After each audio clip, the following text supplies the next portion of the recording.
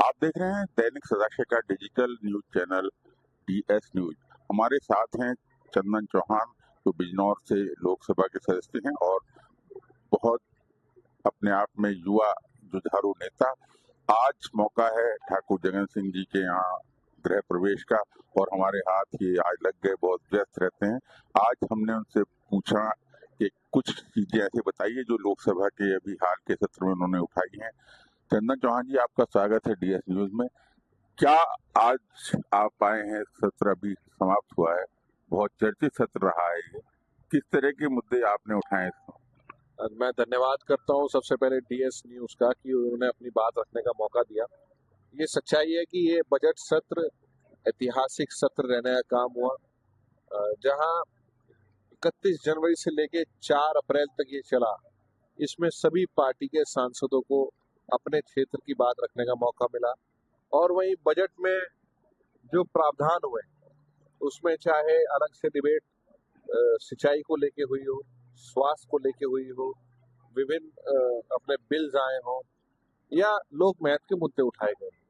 इस सत्र में बहुत प्रोडक्टिव सत्र रहा और जहां आपने अपने क्षेत्र के लिए हमारे हस्तिनापुर से मेरठ बिजनौर को जोड़ने वाली रेलवे लाइन की मांग हो, चाहे डे केयर सेंटर्स कैंसर के ट्रीटमेंट के लिए बेहतर अवसर मिले।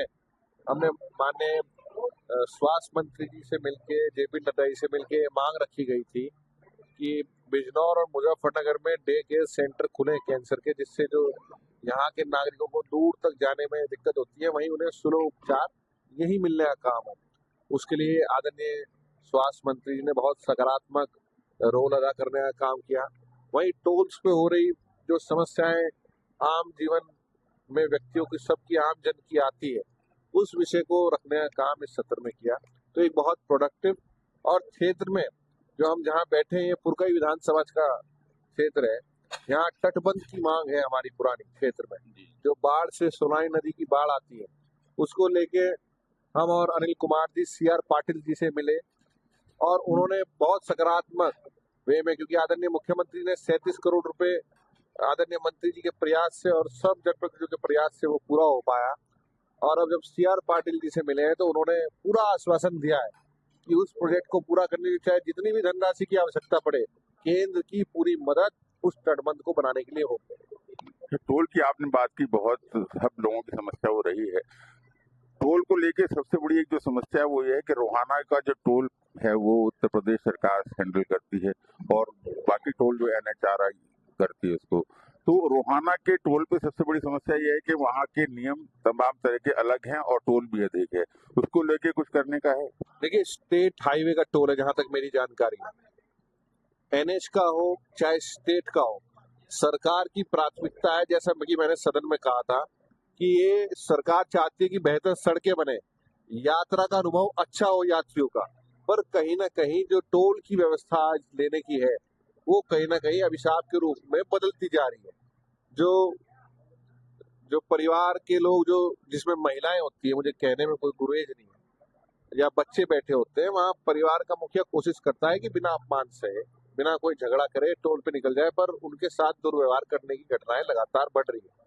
हमने इतना ही कहा है, व्यवस्था जब तक बदली जाए इतने इन कर्मचारियों की काउंसलिंग होनी चाहिए और आपको निश्चित रूप से हेल्पलाइन होनी चाहिए। जिस कर्मचारी की कोई ज्यादा शिकायत पेटिका होनी चाहिए, कहीं अगर ज्यादा शिकायत किसी व्यक्ति की आ रही है तो उसको हटा के दूसरा रख देना चाहिए। ये कोई ऐसा नहीं है, क्योंकि जैसे जैसे सड़कें बनेंगी टोल्स की संख्या भी बढ़ेगी, पर उसे हमें सुगम बनाने का काम करना है, उस व्यवस्था को। ये मांग उठाई गई और पूरे देश से, पूरे प्रदेशों से, कई प्रदेशों से मेरे पास फोन आ रहे हैं।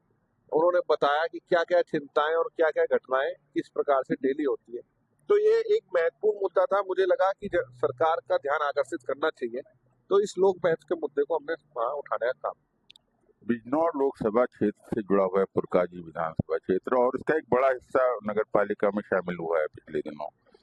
उस हिस्से में विकास के नाम पे अभी तक बहुत कुछ नहीं हो पाया है।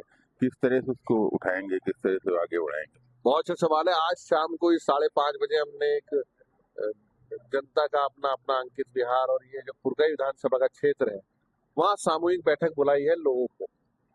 मैं निमंत्रण दूंगा आपके चैनल को भी, आप भी वहां आए और वहां सीधे संवाद करके नगर पालिका से जो काम हो सकते हैं नगर पालिका से, जिला पंचायत से जो हो सकते हैं जिला पंचायत से, सांसद विधायक जी से जो हो सकते हैं, तमाम जनप्रतिनिधि वहां उपस्थित रहे और इस तरह की कार्रवाई घर घर जाके मोहल्ले मोहल्ले जाके हम कोशिश करेंगे जितनी समस्याएं उन्हें एक एक करके चिन्हित करके दूर करके अपने जीवन, जो बेहतर जीवन के लिए ये गांव से शहर में लोग आए हैं, उनको एक बेहतर व्यवस्था उपलब्ध करा सकें। राष्ट्रीय लोकदल हिस्सा है इस समय सरकार का और भारतीय जनता पार्टी के साथ गठबंधन में है। राष्ट्रीय लोकदल अगले दिनों में कुछ नई योजनाएं लेके आ रहा है जो लोगों से जुड़ाव के लिए। राष्ट्रीय लोकदल हमेशा चौधरी चरण सिंह जी की नीतियों पर चलने का काम किया और चौधरी चरण सिंह जी कहा करते थे कि जहाँ खेत किसान ये सब खुशहाल होंगे वहीं देश की तरक्की होने का काम करेगा। युवाओं को साथ लेके महिलाओं की भागीदारी बना के और अगले सत्र में शायद अगर ठीक रहा सब तो हमारा कानून जो आदरणीय चौधरी साहब लाए थे कि जहाँ जनप्रतिनिधि की उम्र 25 वर्ष से घटा के 21 वर्ष करनी है, उस कानून पे भी बहुत मजबूती के साथ राष्ट्रीय लोकदल का एक जिम्मेदारी के साथ अपना जो है सीरियसली हम आगे बढ़ रहे हैं। तो मुझे भरोसा है कि राष्ट्रीय लोकदल को क्षेत्र की जनता पसंद करती है, हर वर्ग हर समाज अपने से जोड़ के चलता है और उसी प्रकार से निश्चित रूप से आगे बढ़ने का काम राष्ट्रीय लोकदल कार्यकर्ता प्रत्येक रूप से अपने नेता के नेतृत्व में जयंत जी के बढ़ता रहेगा। इसके लिए क्या निजी बिल लाने की कोई संभावना है? प्राइवेट मेंबर बिल चौधरी साहब लाए थे और उसी को आगे बढ़ाने का काम हम करेंगे, ये मैं कह सकता हूँ। और इसके अलावा युवाओं को लेके बहुत सारी समय आप युवा एक तरह से आइकन बन गए हैं, तो एक युवाओं को लेके बहुत सारी समस्याएं हैं, खासतौर रोजगार जैसे मुद्दे इनको उठाया गया है और युवाओं को आगे बढ़ाने के लिए कौशल विकास की तमाम योजनाएं हैं। उनका लाभ कैसे हमारे क्षेत्र को मिले, मुजफ्फरनगर और बिजनौर को विशेष रूप से?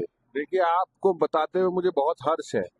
कौशल विकास मंत्रालय आदरणीय चौधरी साहब को जब ये संकट हमने बताया कि युवाओं के रोजगार की आवश्यकता है हमारे क्षेत्र में, पहली बार एक कौशल मेले का आयोजन बिजनौर के अंदर गया बना और ये 6 महीने के अंदर सांसद बनने के रूप में एक बड़ा प्रोजेक्ट करा, जहां अगर मैं गलत नहीं हूं तो लगभग 4,500 बच्चों को एक दिन में बड़ी बड़ी कंपनीज आके ऑफर लेटर दिया।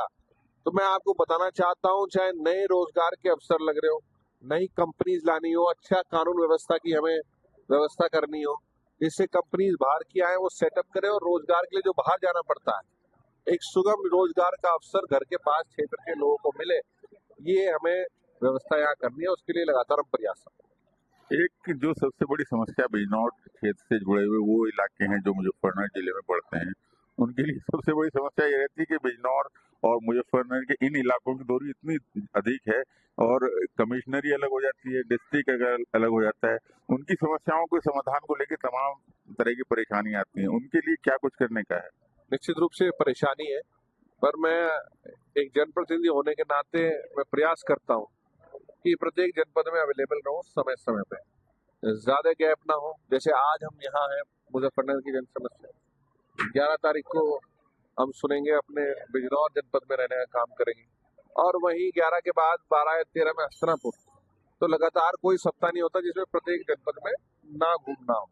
तो मैं यही आपके माध्यम से बताना चाहूंगा, ये जटिलता तो है पर जनता का सहयोग मिलेगा तो इस जटिलता को हम पार करने का काम करेंगे। बहुत बहुत धन्यवाद।